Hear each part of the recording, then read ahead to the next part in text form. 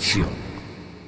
Aviso de contenido sensible, la siguiente transmisión desarrollará temas como el suicidio. Si usted está atravesando un periodo de ideación suicida o conoce a alguien que lo esté haciendo, recuerde que puede recibir apoyo al 911, a la línea Aquí Estoy, 2272-3774, del Colegio de Profesionales en Psicología, 2272-3774, o a la Fundación Rescatando Vidas al 8715-0551. 8715-0551.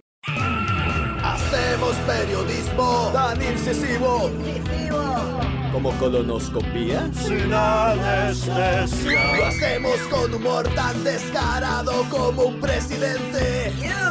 Acosador comprobado. Llantos y risas sacamos. Sin respuestas no jalamos. La doble tracción, miércoles 4 p.m.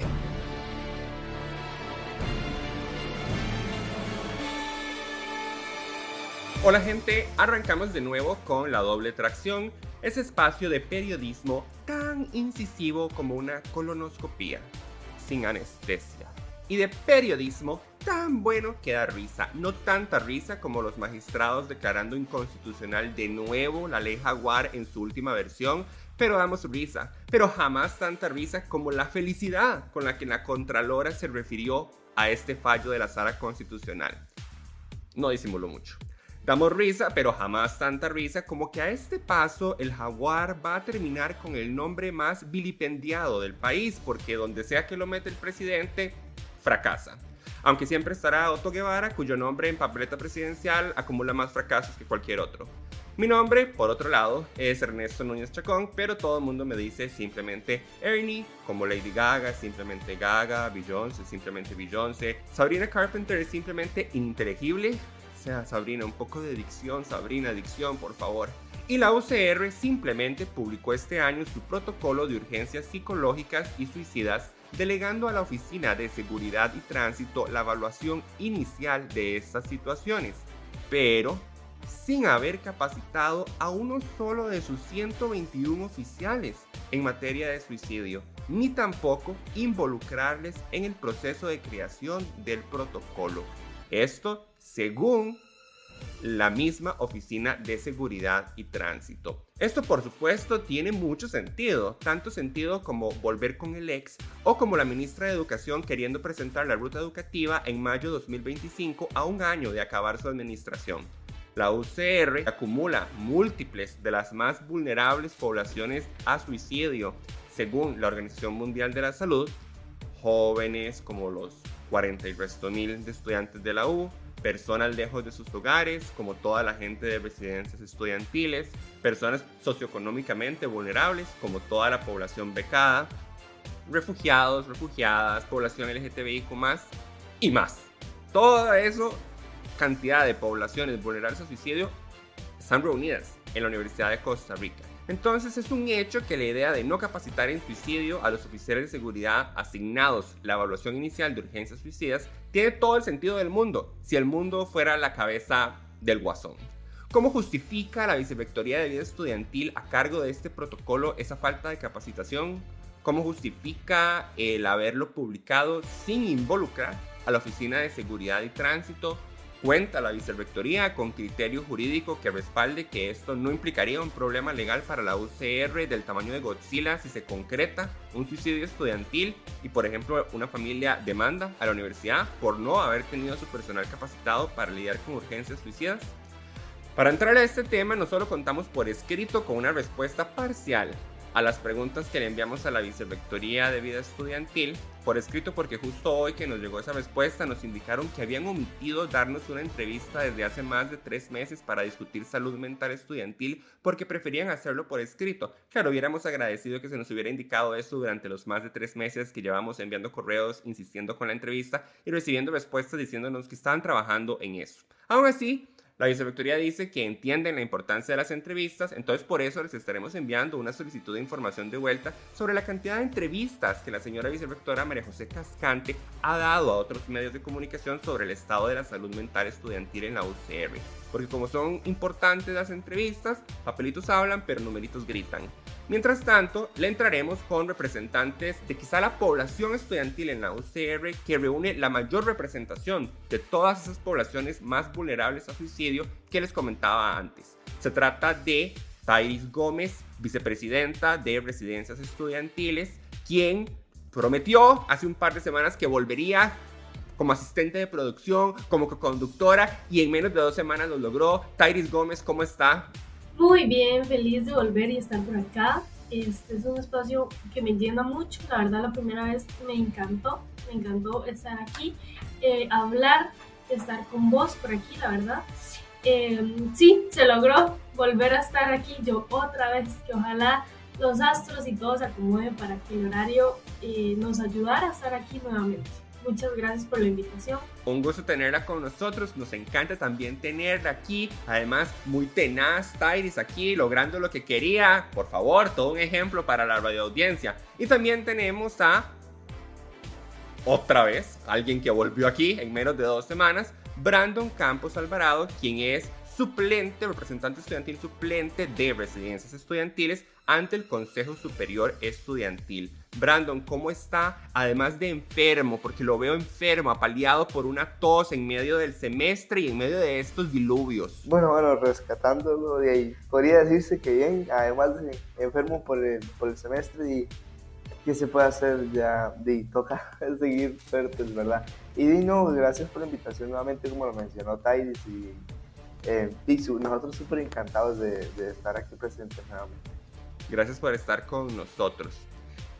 Bueno, como les decía, Thairis y Brandon son representantes de la Asociación de Residencias Estudiantiles. Residencias Estudiantiles es una población obviamente joven, pero también toda la población de residencias tiene la beca máxima en la UCR por su condición socioeconómica, y toda pues está lejos de sus hogares porque por eso están en residencias estudiantiles.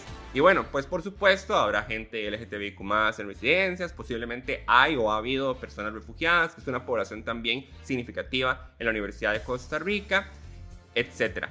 En residencias, además, ya se han dado intentos de suicidios y al menos un suicidio consumado, de manera que es una población en lo que se llama pospensión, es decir, lo que el presidente de la Asociación Costarricense de Estudios del Suicidio en otro programa nos explicó, que es el periodo posterior a una urgencia suicida, donde toda la población sobreviviente, que no implica solo la persona que intentó consumar un suicidio, pues toda la población que lo vivió, pues continúa como sobrevivientes y por ende requieren un seguimiento especial. Este programa se da en el marco del 10 de octubre, que es Día de la Salud Mental.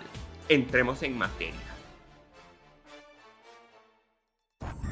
Lo primero que me gustaría es preguntarle a la coconductora de la doble tracción, Thairis Gómez, bueno, ¿cuál es la reacción inicial que tiene como estudiante y como representante de residencias estudiantiles ante estos datos que le doy? La verdad me parece muy preocupante. Siento que el suicidio es una situación que no se puede tomar a la ligera. Cuando dijo usted, no solo la persona que intenta o tiene ideas suicidas es la que se daña, sino siento que todas las personas que están alrededor, que tratan de seguir su vida con normalidad, digamos, porque siento que los sobrevivientes a veces no tienen la importancia necesaria. Bueno, yo he vivido en mi vida, dijo, valga la redundancia, situaciones con diferentes personas que tal vez han tenido como idealización suicida o demás, y siento que muchas veces se le toma como la importancia a ellos, y sí es cierto, son la prioridad en ese momento, pero nunca se le da un seguimiento como a las demás personas que están en ese entorno. Entonces siento que sí es algo que se debería de hablar y poner en práctica, y me parece que la universidad como un lugar, espacio seguro, que es lo que se dice, debería tener como un poquito más de conciencia ante estos aspectos, porque como le digo, siento que muchas veces se toma como prioridad a la persona que lo sufrió o que está pasando por este proceso, y estoy completamente de acuerdo, porque sí son como las personas mayormente afectadas. Pero ¿qué pasa con los sobrevivientes? Con las personas que nos quedamos como, podemos hacer algo, prevenir esto, ayudar. Siento que tal vez no se nos dan las herramientas necesarias para seguir, para avanzar, como que nos quedamos ahí en un lapso, en un trance, y es como, digo, tengo que seguir yendo a clases, esa persona ya está un poquito mejor, sí, logró salir de este círculo, y si perdió la vida, que muchas veces llega a pasar, también uno trata como de seguir adelante, pero no porque se le dan las herramientas necesarias, sino porque es lo que toca. De acuerdo, y específicamente sobre la falta de capacitación del personal de seguridad, que es el que el protocolo asigna como las primeras personas que hay que llamar y que están a cargo de la evaluación inicial de una urgencia suicida.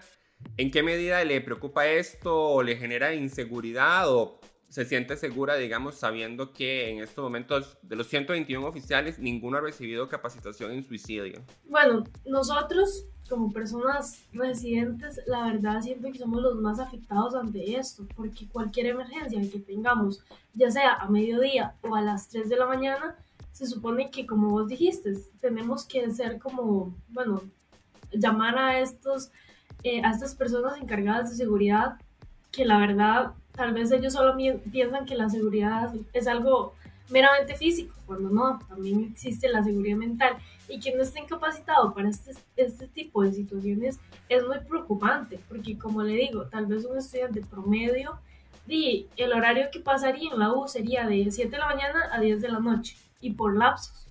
Y tal vez en ese horario es más accesible como un centro de salud, más personal administrativo o docentes, pero nosotros a las 3 de la mañana no tenemos las herramientas necesarias para llamar a nuestras mamás, por ejemplo, que son como tal vez nuestro círculo más cercano. Y hay personas que viven al otro lado de la frontera y que no se sientan apoyadas o seguras porque estas personas no están capacitadas, es muy decepcionante, la verdad. Y al igual que, como mencionó Tairis, yo creo que es un tema bastante preocupante, ya que involucra digamos, puede verse cualquier persona afectada, y del montón de personas que son aquí, al menos en la sede Rodrigo Facio y en la CES y recinto, ¿verdad? Porque eso es otra cosa. Para cada sede y recinto solo hay un oficial de seguridad. Entonces, ¿cómo, qué sé yo, si surgen dos emergencias o así, dos personas necesitan, por así decirlo, que se acerque un oficial, no acapararía estas, digamos, la cantidad de personas no acapararía, no haría abasto con, en este caso, con las emergencias, ¿verdad? Entonces, y eso. Además de que, como lo comentabas vos y como se ve en el oficio enviado por María José de la Vicerrectora de Vida Estudiantil, los oficiales pueden estar capacitados para los primeros auxilios psicológicos y como para dar, como para tratar de estabilizarlo, pero en sí, al no estar capacitados en un suicidio, realmente se les puede salir de la mano estas situaciones, porque sí, son el equipo de primera respuesta, pero ¿qué pasa? O si ellos no pueden estabilizar a la persona en el transcurso del tiempo en lo que dura llegando los paramédicos y los especialistas en psicología, puede verse involucrado una vida o todavía peor, más, ¿verdad? Entonces, yo creo que sí es un tema preocupante todavía cuando en el Consejo Superior Estudiantil se declaró crisis universitaria el tema de la salud mental, ¿verdad? Entonces, es algo que, aunque uno no lo perciba, muchas personas lo pueden estar viviendo en el día a día y nosotros no nos damos cuenta realmente. Ok, nada más para precisar algo. Usted dijo que hay un oficial por residencia, ¿fue? ¿O qué fue lo que dijo? No, hay un oficial para cada sede y recinto. Entonces, ahí uno se puede ir dimensionando, porque bueno. Pero, ¿cómo así? O sea, por ejemplo, en Rodrigo Faso hay varios oficiales, ¿no? Para sede y recinto, esto, al ser la sede central, son varios. Pero, por ejemplo, porque vieras que yo el jueves tuve una reunión con Roger, que es el jefe de seguridad y tránsito, y con otros oficiales. Y él explicó eso, digamos, para Occidente, para toda la población y para en general la infraestructura de Occidente, solo hay un oficial. Para la sede de Golfito, solo hay un oficial. Entonces, obviamente un oficial se le puede salir de las manos y no es capaz de controlar diversas o múltiples emergencias que se pueden presentar en un día en una misma sede o recinto específico, ¿verdad? Entonces va como por ahí. Otra inequidad entre Rodrigo Facio y el resto de las sedes y recintos, sí. Claro. Sí, sí, porque en Rodrigo Facio hay un montón, ¿no?, de oficiales, ¿verdad? Ahora, Brandon se me adelantaba. Tyrese, intento que ponga orden porque se me adelanta el invitado y me empieza a quemar la noticia. Brandon se refirió a este oficio que nos envió la vicerrectora de vida estudiantil, María José Cascante, que de hecho también está confirmado por don Roger, quien es el jefe de servicios generales. Yo quisiera, ahí usted menciona que la vicerrectora en su respuesta indica que están capacitados en primeros auxilios psicológicos, pero yo quiero precisar eso. Primero, Brandon lo precisó muy bien en el sentido de que una cosa son primeros auxilios psicológicos o urgencias psicológicas en general y otra cosa es suicidio, al punto tal de que de hecho ni siquiera una persona solo por ser psicóloga está necesariamente capacitada para el tema del suicidio. Hasta existe la carrera o especialización de suicidología. Entonces, obviamente una cosa es tratar las patologías detrás del suicidio, que eso sí es para profesionales, pero todas las personas pueden estar capacitadas en detección de riesgo, en contención de una urgencia de suicidio, etc. Como lo indicaba Brandon, ¿verdad? O sea, mientras llegó el oficial de tránsito y mientras llaman a la ambulancia, sea la ambulancia de la U, si es que está disponible en el horario donde sucedió la urgencia, o sea otra ambulancia, muchas cosas pueden pasar. Nosotros lo que habíamos preguntado a la vicerrectoría era cómo justificaba la vicerrectoría de vida estudiantil la publicación de este protocolo sin que el personal al que designa la evaluación inicial de las situaciones estuviera capacitado. Y cómo justifica la vicerrectoría de vida estudiantil elaborar el protocolo sin participar a la unidad de seguridad de tránsito. La respuesta que nos da para la primera pregunta es, y cito, el protocolo institucional para el abordaje del comportamiento suicida estipula la intervención inmediata de las personas funcionarias de seguridad y tránsito. Es importante aclarar que el rol de la sección de seguridad de tránsito se limita a la gestión primaria de la emergencia, es decir, la detección inicial de los riesgos, el aseguramiento de las personas y la escena, para posteriormente, y de ser necesario, el reporte inmediato a los servicios médicos de atención primaria. El protocolo involucra activamente a las instancias de la institución responsables de la evaluación clínica, garantizando que las situaciones de urgencia psicológica y comportamiento suicida reciban el tratamiento adecuado.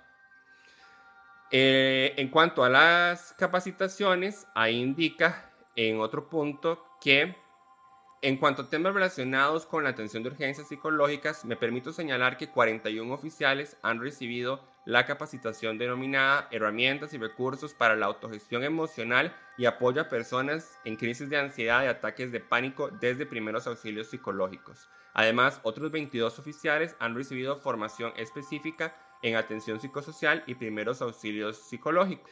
Yo quisiera aquí aclarar que nosotros pedimos los nombres de los oficiales que habían recibido ambos cursos. Ninguno de estos cursos estaba enfocado en suicidio, pero pedimos los nombres y descartamos los que tenían repetición y en realidad lo que hay es alrededor de, del total son 44 oficiales que han recibido al menos una de estas capacitaciones.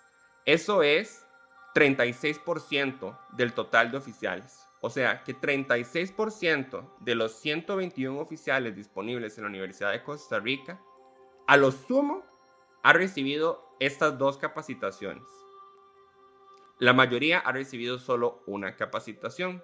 E insisto, eso no es formación o capacitación en suicidio. Una cosa es una urgencia psicológica de diversas índoles y otra es una urgencia psicológica suicida.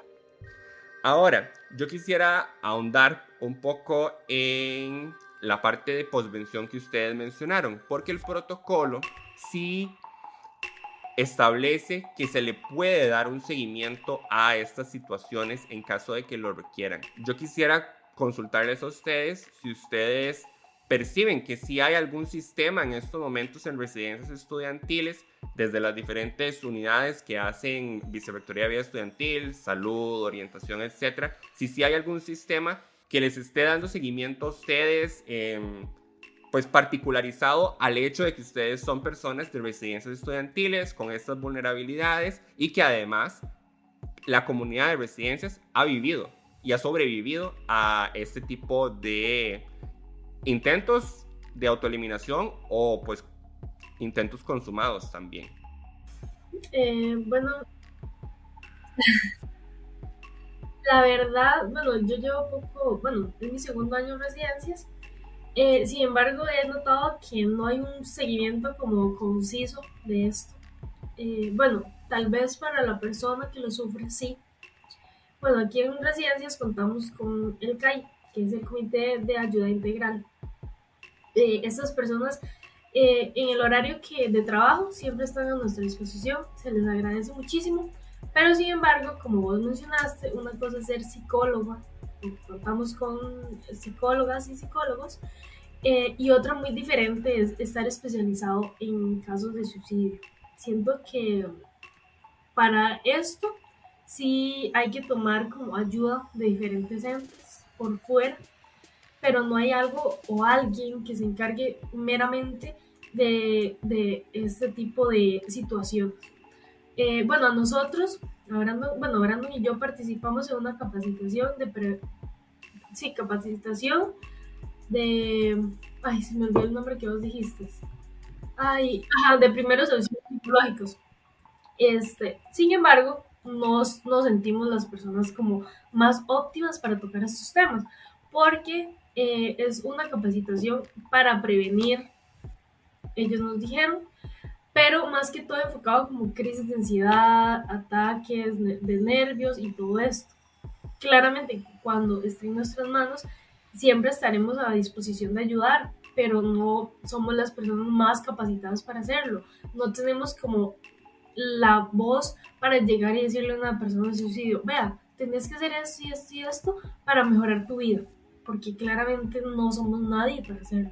Entonces siento que la verdad no hay como un seguimiento como meramente para nosotros. Es muy preocupante porque es algo que se puede dar en el día a día. Se puede dar a las 10 de la mañana, a las 2 de la mañana, a mediodía. Entonces es algo como que lo tenemos en nuestro entorno, pero siento que a veces es muy ignorado. Bueno, yo creo que Tyree acaparó todo, yo creo que lo dijo bastante bien, entonces eso. Qué bárbaro. Devoró. No, y eso, yo creo que o sea, hay herramientas en cierto horario, obviamente, como mencionó Tyree, si se dan en horas de la madrugada, lo más probable es que no estén a la mano esas herramientas, pero esas herramientas se presentan más y se les da las oportunidades de utilizar esas herramientas a las personas que ya por A o por B lo tienen en un expediente, ya tienen un tipo de antecedente clínico en esto, como lo es la salud mental o el suicidio, ¿verdad? Entonces, yo creo que es porque al final y al cabo, como esto es por pisos, lo que haga una persona, o lo que le pasa a una persona puede terminar acaparando a las 30 y el resto de personas que hay en un piso, y no sería solo una persona que ocupa ayuda psicológica y mental, sino 30 y el resto de personas, cosa que con una o dos psicólogas creo que hay aquí en el Comité de Atención Integral, no acapar. 3, ok, 3, dijo Dairis. Eso, la periodista entonces, aquí verificando información, muy bien, Datos empíricos. Un gran primer día para Tyrese. Bueno, esos 3 psicólogos yo creo que igual no darían abastos para tanta población, porque al final y al cabo eso es en un piso, lo multiplicamos en un edificio, en este edificio somos 100 y resto de personas, en el otro también, somos 300 personas en el programa de residencias, entonces yo creo que eso, al menos aquí en el programa, creo que no se tienen las herramientas como tal. Ok. Aquí es importante aclarar para quienes nos escuchan que de ninguna manera estamos conversando o valorando o promoviendo como que el estudiantado tiene que estar capacitado al nivel de un psicólogo o psicóloga para atender una urgencia de suicidio y sacar a la persona de la causa detrás de esa urgencia, llámese una depresión, ¿verdad? O sea, aquí voy a repetir unas palabras de justamente una psicóloga, Ingrid Reyes, de la Fundación Rescatando Vidas, que es especialista en suicidio de carrera, y ella nos decía, la distinción que tiene que hacerse es que el tratamiento de las patologías, eso es para una persona profesional, pero la identificación de riesgo suicida, la gestión de riesgo suicida en el momento en que se identifica, eso es algo que a todas y todas se les puede capacitar. Y por ejemplo, la idea de eso, según los protocolos, por ejemplo, de la Organización Mundial de la Salud, es que en una población como residencias, toda la comunidad estuviera lo suficientemente capacitada para que entonces pudieran identificar a tiempo o más pronto que tarde señales de riesgo suicida, pudieran implementar acciones que disminuyeran riesgo suicida, ¿verdad? Que pudieran pensar en tal vez circunstancias que se atraviesan cíclicamente, como es un final de semestre, por ejemplo, y pudieran pensar entonces en cómo disminuir ciertos factores que se dan más en esos momentos, etcétera. Entonces, y esas personas, en este caso de la comunidad de residencias o cualquier otro espacio, pues pudieran entonces después derivar a las personas que sí tienen la formación profesional para gestionar después lo que tenga que hacerse, ¿verdad? Eso me parece muy importante porque no quisiera que nadie aquí saliera con la idea como de que se espera como que se le imponga la responsabilidad a un estudiante de sacar a una persona de una depresión o la responsabilidad como de evitar un suicidio, ¿verdad? Pero sí se pueden esas otras competencias y es lo que los mismos manuales promueven. Ahora, yo, otra de las cosas que preguntaba a la Vicerrectoría de Vida Estudiantil era, como les adelanté, cómo justificaban no haber involucrado a la unidad de seguridad y tránsito. Nosotros invitamos a la unidad de seguridad y tránsito a participar en el programa con la idea de que así como no se les dio participación en el momento de elaboración del protocolo, pues por lo menos en el espacio pudieran decirnos desde su experiencia, pues qué es lo que debería entonces hacerse, o sea, cuál es la capacitación que requieren, cómo se sienten en estos momentos para lidiar con el tema, etcétera. Pero se nos rechazó la invitación. Se nos dijo que no consideraban que eran las personas adecuadas para hablar del tema, que no era el criterio profesional de ellos el que más se ocupaba, etc. Entonces, bueno, no hubo manera, ¿verdad? En la respuesta de la vicerrectoría no se refirieron a esa pregunta. Entonces, no tengo, lamento, radio de audiencia, no tengo respuesta a eso. O sea, omitieron referirse a por qué no se les incluyó en el proceso. Aquí lo que dicen es, el protocolo fue diseñado y se aplica con el criterio experto de la Oficina de Bienestar y Salud, asegurando que todas las etapas de atención de una emergencia ecológica se gestionen bajo principios clínicos y profesionales, procedimiento que es coherente con el manejo de todas las emergencias institucionales, las cuales deben ser canalizadas a través de la sección de seguridad y tránsito encargadas de la gestión primaria de las posibles situaciones de emergencia. O sea, ahí mismo la Vicerrectoría de Vida Estudiantil indica justamente que se le delega toda la responsabilidad de la evaluación inicial a la Oficina de Seguridad y Tránsito, a la que no se le involucró. Ahora, yo quisiera preguntarles a ustedes, ¿por dónde ven ustedes que es necesario entonces hacer esfuerzos para corregir esta situación y cuáles podrían ser esos esfuerzos? A ver, es complicado realmente, pero Complicadísimo. sería un trabajo que se tendría que hacer de, digamos, podría llamarlo desde una visión interdisciplinaria, ¿verdad? Donde se involucren las velocidades de tránsito, por ejemplo. Se podría llegar a un convenio con lo grande que es la UCR, ¿verdad? Con el colegio, porque ¿verdad? Cada profesión tiene un colegio, digamos, como es el colegio de abogados, con el de psicólogos, ¿verdad? Creo que también aquí habría que ver qué medidas también podría tomarse del lado de lo que sería tanto la rectoría como el consejo universitario, ¿verdad? Que son como los entes de mayor jerarquía entre la universidad, a ver qué opinan ellos, ¿verdad? Que podrían valorarse, pero y en sí, de plano no podría tirar una posible solución, porque sí, ¿verdad? Como dije anteriormente, es un tema bastante complicado. Yo no podría opinar mucho porque sería como desde la ignorancia, ¿verdad? Y no sería lo más idóneo, ¿verdad? Y aprovecho para embarbelar un poco más la cancha, que es lo que a mí me gusta, y agregar el hecho de que esa administración está próxima a terminar, ¿verdad? O sea, el próximo año, desde el 1 de enero, todas las vicerrectorías cambian, usualmente todos los jefes de oficinas también cambian, y por supuesto el rector va a cambiar. Entonces también aquí hay una ventana como de oportunidad y como de reseteo. Entonces les aprovecho para agregarles eso y preguntarles entonces, bueno, ¿qué esperarían que hiciera también la nueva administración en cuanto a acciones o cómo comenzar? De hecho, el candidato rector que ganó indicó que su primer oficio va a ser una declaratoria, ahorita estoy parafraseando porque no recuerdo, pero es una declaratoria sobre salud mental.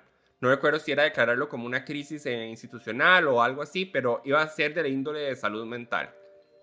Ahora sí, con todo, Thais.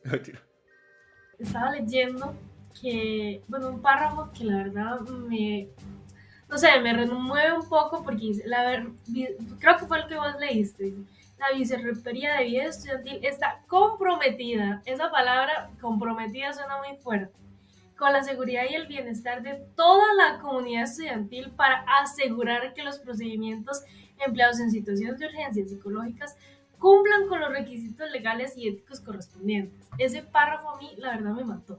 La palabra comprometida, asegurar y toda la comunidad estudiantil, siento que nunca debería estar ahí porque siento que son palabras que no caben. Siento que fueron cosas que no se han tomado en cuenta. Está bien que bueno, vos dijiste, yo tampoco conozco mucho como los puntos que quiere tratar el nuevo candidato a rector, pero está bien que empiece con la salud mental porque es una crisis, cuidado y no mundialmente, que está afectando a todas las personas por igual y no están capacitadas para hacerlo. Pero otra vez volver a decir que estamos en crisis universitaria por esta situación me parece como redundante ya. Siento que hay que buscar soluciones. Tal vez nosotros como estudiantes, bueno, nosotros también creo que el otro año ya dejamos de hacer representación estudiantil, pero igualmente siempre estamos como muy comprometidos con todo este tipo de movimientos. Tal vez, no sé, dijo usted, el otro año es una oportunidad para resetear cassette de este tipo de personas que vienen llegando y decirle como, hey, tocarle la puerta, contactarlos, hacer marchas, porque lastimosamente este tipo de temas no se pueden tratar por la manera pacífica. Siento que si llegamos a una crisis universitaria es porque ya se dijo, el CAS está lleno, no hay psicólogos, no sé si la universidad cuenta con psiquiatras, porque hay que tener en cuenta que los servicios mentales por fuera, bueno, los servicios de salud por fuera son extremadamente caros y los mentales es otro mundo. El sistema está colapsado. Entonces, que otra vez vuelvan a decir, no, estamos en crisis universitaria con respecto a la salud mental, se me hace ya otra vez redundante. Entonces, siento que tal vez lo que a nosotros nos queda como población estudiantil es salir a marchar y decir, hey, está pasando esto. Tal vez ustedes ya lo saben, pero no están haciendo nada por nosotros. Verdad que, como mencionaba Tairis, bueno, para hacer énfasis, definitivamente no hay psiquiatras en la U. Parte de eso, para eso es que se destina el Fondo Solidario, que si volvemos, ¿verdad?, reordinamos, es Fondo Solidario a los cuales nos asistieron a las comisiones, ¿verdad?, por si acaso. Entonces, así menos que va a alcanzar el Fondo Solidario. Citando a la doble tracción, sí, exacto, sí. Así me gusta. Así menos que va a alcanzar el presupuesto que sea del Fondo Solidario para las personas que verdaderamente necesitan una evaluación psiquiátrica, ¿verdad? Y bueno, reordinando con el cambio de administración también, vieras que yo lo veo como un retroceso más bien. Un retroceso a lo poco Vienen que se ha hecho. cargados ustedes dos esta vez. Contame, a ver. Un retroceso realmente, ok, si bien como se comentaba, no se ha hecho mucho, más que en papel, yo vería un retroceso en eso que se ha hecho. Entonces, yo creo que se perdería. Realmente perdería la comunidad estudiantil universitaria que sufre que vive este tipo de situaciones realmente. Porque sí, está muy bien que, como mencionaba Tairis, el rector, el primer oficio que quiera hacer es con la salud mental. Bueno, que verdad, eso pueden ser palabras de campaña también, hay que ver si sí lo hace. Pero en papel, después de papel no pasa a ser más realmente, ocupamos más acciones que no sean eso. Entonces, yo lo veo realmente como un retroceso. Entonces, va más o menos como por ahí. Bueno, pues ahí quedará en manos del futuro rector comprobarle su escepticismo sobre su propuesta, o más bien comprobar que en efecto sí hay acciones. Pero créanme que también nosotros estaremos ahí revisando el primer oficio a ver si en efecto fue sobre salud mental o no. Ahora, cuando Tyrese y ustedes indican que les parecería redundante que ese oficio se haga y que otra vez declarar que hay crisis, etcétera, sin acompañarlo en acciones, eso les puedo decir que ni siquiera no es que les parece, no es una percepción, los hechos así lo dicen. O sea, yo durante este año hemos hecho una serie, yo creo que llevamos por el 5º episodio que tiene que ver con salud mental, y ahí yo a las personas que hemos entrevistado, que algunas son de la Brigada de Emergencias de la Universidad de Costa Rica, por ejemplo, les he planteado que hace 5 años hubo toda una manifestación estudiantil liderada por Defensoría Estudiantil, donde decían, estamos en crisis, nos estamos muriendo por suicidio. Y justamente en este último año, la federación también volvió a hacer lo mismo. O sea, no, al menos desde el estudiantado, no ha habido una vivencia de algún cambio en esta materia, ¿verdad? Y se siguen percibiendo más bien cada vez más las demandas de algunas de acciones, ¿verdad? Hay más casos, algo muy natural en este tipo de situaciones es que entre más se visibiliza el problema y más se quita el tabú del problema, las personas entonces tienden a recurrir más a las instancias de ayuda que históricamente han estado reducidísimas en la Universidad de Costa Rica. Ahora, ahí igual aclaro, nadie está pretendiendo que la universidad se convierta en un hospital, por supuesto. O sea, la universidad no es un centro médico, pero sí hay otro montón de acciones que no está haciendo. De hecho, cuando el rector electo mencionó esta declaratoria, yo le dije, pero bueno, más allá de la declaratoria, se va finalmente a generar una estrategia de prevención del suicidio en la UCR, porque usted en estos momentos pide cuál es la estrategia y no está. No hay un documento que diga cuáles son los objetivos en materia de prevención, cuáles son las estrategias, cuáles son las tácticas, que le digan a usted, como en comunicación, estos son los públicos y estas son las tácticas para residencias, esas son las tácticas de prevención, de contención y de posvención. O sea, eso no existe en este momento. Y por supuesto que, como decía, eso no tiene sentido solo en la cabeza del guasón, que en la Universidad de Costa Rica no existe un documento de eso, ¿verdad? Donde nada existe sin papel. Entonces, ¿cómo sabe la gente qué hacer si no tiene la estrategia a seguir? Pero bueno, créanme, vamos a estar detrás del futuro rector a ver qué. Porque definitivamente, aquí por ejemplo también estuvieron estudiantes representantes de la Asociación de Psicología y ellas decían, todo esto de clases de yoga y de respiración al aire libre y todo esto muy bien, pero ¿dónde están los cambios al sistema? Porque es el sistema lo que contribuye a esta situación. Bueno, también mencionar que con respecto a esta parte legal que adelanté al inicio del programa, sobre si se había consultado un criterio jurídico de si esto no dejaba vulnerable a la universidad a una demanda, tampoco se nos respondió esa parte, que es lo que yo detesto de las comunicaciones por escrito, porque entonces no nos permiten a los periodistas repreguntar inmediatamente, ¿verdad? Que es algo que desde muchos sectores de la UCR se le ha criticado al mismo presidente Chávez, de que resulta que alguien le pregunta algo y él responde bla, bla, bla, y le quieren repreguntar algo y ahí ya uno es un insolente y no sé qué, y es como, solamente las personas políticas no responden a la primera lo que uno les está preguntando, es así, no es culpa nuestra y nuestro trabajo debe preguntar, pero así de oficio en oficio, pues muy difícil. Ahora, yo quisiera preguntarles a ustedes ¿cuál ha sido la experiencia ya entre estudiantes dentro de las residencias estudiantiles? O sea, ¿cómo perciben ustedes, por ejemplo, que la comunidad de residencias estudiantiles viene llevando el tema de salud mental? Bueno, yo llevo 2 años aquí, estoy en mi segundo año de residencia, o sea, al igual que Tairis, ¿verdad?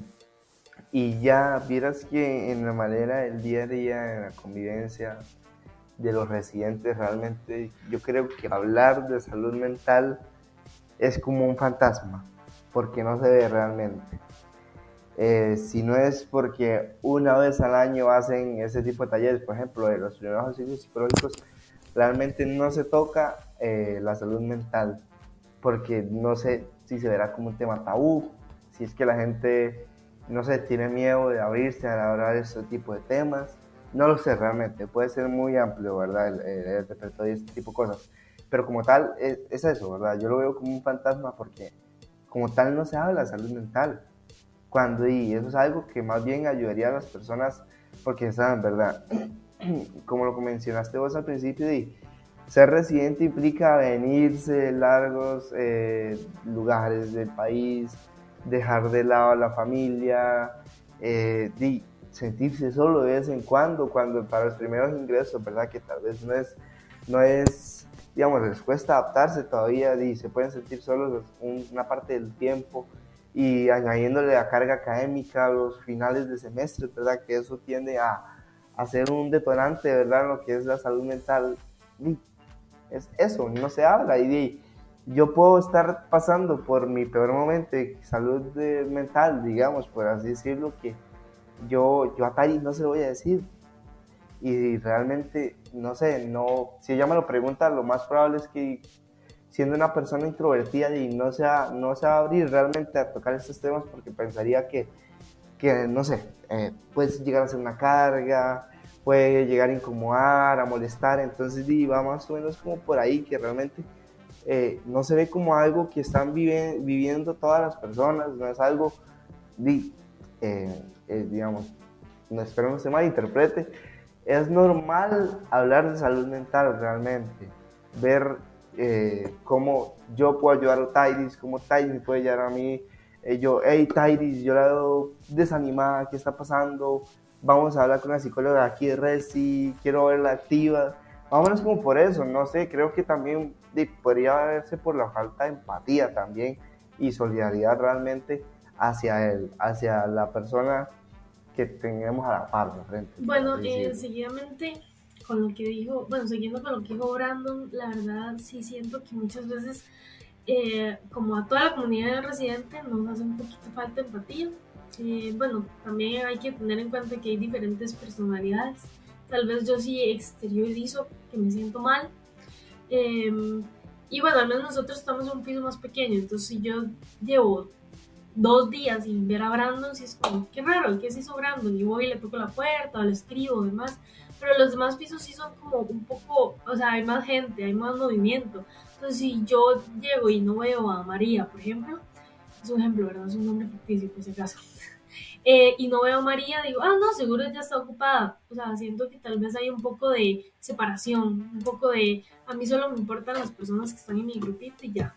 Y como mencionó Brandon, a veces hablar del tema de salud mental sí no es como tan normal, o sea, es como más un tabú, como, ok, yo me siento mal, pero si alguien llega y me pregunta, ¿qué tiene? Digo, no, todo bien, solo estoy estresada, o solo es el estudio. Entonces tal vez a veces minimizamos nuestras, sí, como nuestros propios sentimientos, tal vez por el miedo a qué dirán, o porque pienso que no soy prioridad. Siento que tal vez las personas muchas veces sí nos damos muy duro y decimos, no, es que me siento mal porque no he estudiado y me fui mal en tal examen, pero tal vez ese granito de arena es como lo que desemboca que usted termine en una crisis de ansiedad o en una idealización suicida. Siento que la verdad deberíamos ser un poquito más conscientes, como dijo Brandon, de la persona que tenemos al lado, de decir, mira, qué raro, esa persona es muy hablantina, no la he visto en 3 días, no sé qué le estará pasando. también hay que tener en cuenta que, bueno, aquí como antes mencioné, el CAI hace muchas actividades, entonces tal vez como intentar que se integren. También hay gente muy introvertida, entonces también es como que a veces uno no hace tanta fuerza porque estén todos presentes, porque hay diferentes personalidades y tal vez a vos te gusta el deporte, a mí me gustan los juegos de mesa y así sucesivamente, pero sí llevar tal vez como un control más de las cosas. La verdad siento que la población residente, al menos aquí en Facio, a veces sí es como muy individualista, la verdad.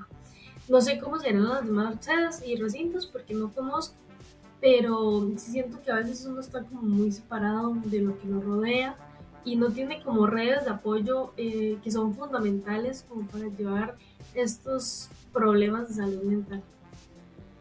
De acuerdo, bueno, les agradezco por sus sinceras respuestas, que además no están disociadas de cómo viven el otro montón de personas esta experiencia, porque en efecto no es como que es tabú solo para ustedes. Y de hecho, por ejemplo, según las estadísticas del Ministerio de Salud, los intentos de suicidio consumados incluso son mayores en hombres que mujeres, ¿verdad?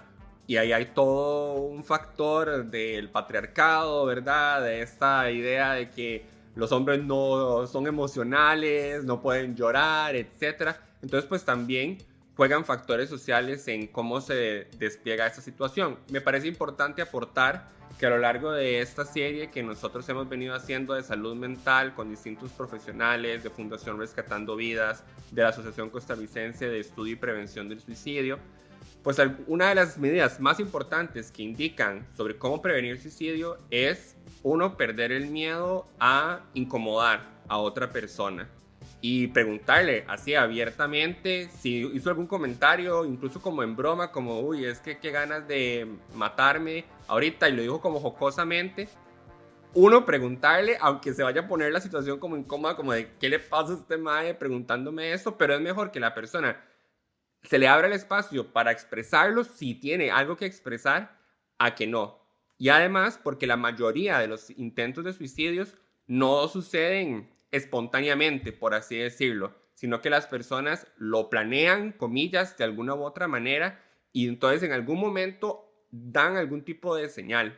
Entonces, por ejemplo, yo desde que, eso me lo habían dicho hace varios años en otro programa que habíamos hecho al respecto, el primero con Fundación Rescatando Vidas, y yo, por ejemplo, en algunos momentos, incluso en la misma radio, no recuerdo si fue un asistente de producción o a un controlista, hizo algún comentario y le dije, y se puso como incómoda la situación en el sentido como de que las personas obviamente no esperan que les pregunten, vos has pensado, pero más allá de la broma, ¿has pensado algún momento en quitarte la vida? Y obviamente uno lo que tiene es una relación meramente como profesional, de colegas, que uno llega, hace el programa y se acabó.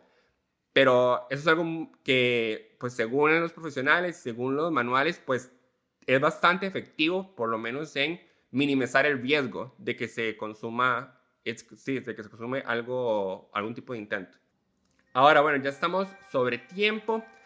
Yo les agradezco muchísimo el espacio que nos dieron en sus agendas para abordar este tema. Nada más recordarle a ustedes, a quienes nos escuchan siempre, que si están atravesando algún momento de ideación suicida o conocen a alguien que lo esté haciendo, recuerden que pueden recibir apoyo al 911, a la línea Aquí Estoy, del Colegio de Profesionales en Psicología, que es 2272-3774, 2272-3774, a la Fundación Rescatando Vidas, al 8715-0551, 8715-0551, o que si ninguna de estas les parece, busquen otro recurso que se ajuste a las necesidades del momento que estén atravesando, pero que no paren de buscar.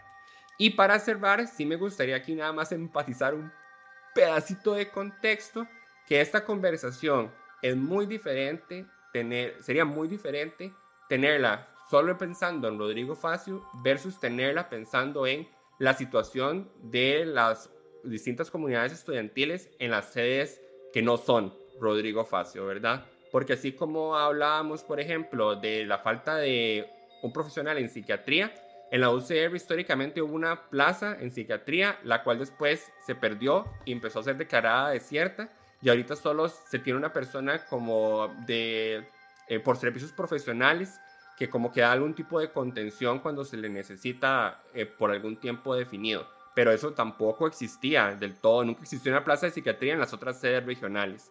Como ustedes muy bien saben también, el engranaje de Vicerrectoría de Vida Estudiantil no existe igual en la sede de Rodrigo Farcio que en las otras sedes. O sea, no existe oficina de bienestar y salud en cada sede, no existe oficina de orientación en cada sede. Lo que hay son unidades de vida estudiantil donde ahí se aglomeran los profesionales, digamos, representativos de cada una de esas cosas. Entonces, eso me parece importante dejarlo ahí picando porque el tema de las brechas entre las sedes Rodrigo Facio y las otras sedes, y en este caso el impacto que pueden tener en una situación como la vida de un estudiante, es una discusión todavía más severa y de cuidado fuera de la sede de Rodrigo Facio, lo cual quedará para otro programa. Muchas gracias entonces a Tairis Gómez, vicepresidenta de la Asociación de Residencias Estudiantiles, asistente de producción, coconductora de La Doble Tracción. En un momento casi me reemplaza. Es que así son. La próxima semana no se sorprenden si empiezan a escuchar una voz como, wow, qué femenina, que es la voz de Ernesto ahorita. Me recuerda a alguien de la semana pasada, pero no a él. Tairis, muchas gracias. No, muchas gracias a vos por el espacio. La verdad son temas sumamente importantes que hay que tratar. Espero estar nuevamente por acá, no reemplazándote, sino acompañándote más bien. Fue un placer estar otra vez aquí.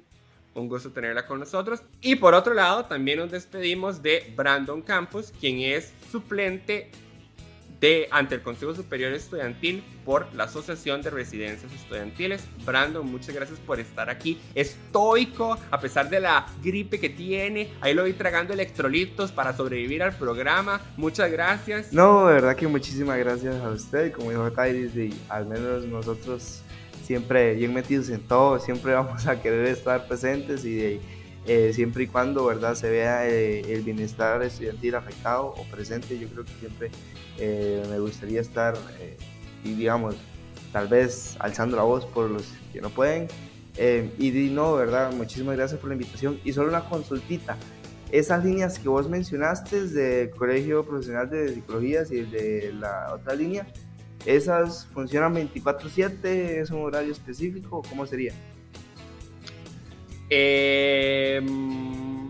Ahora me pone así. Yo, se acabó el tiempo. Dándolo más ahí. El horario de la línea, aquí estoy, es de lunes a viernes de 2 p.m. a 10 p.m. y los sábados de 9 a.m. a 4 p.m. Y en el caso de la Fundación Rescatando Vidas, mi experiencia es que no es que ellos trabajan 24/7 o algo así, pero son personas muy comprometidas con la causa, y entonces yo sé que yo incluso he dado el contacto a personas que se ha agarrado en una situación así a altas horas de la noche y lo han llamado y les han dado contención ahí inmediatamente. Muchas gracias a nuestros invitados y muchas gracias a ustedes por escucharnos. Nos escuchamos en el próximo programa. Chao.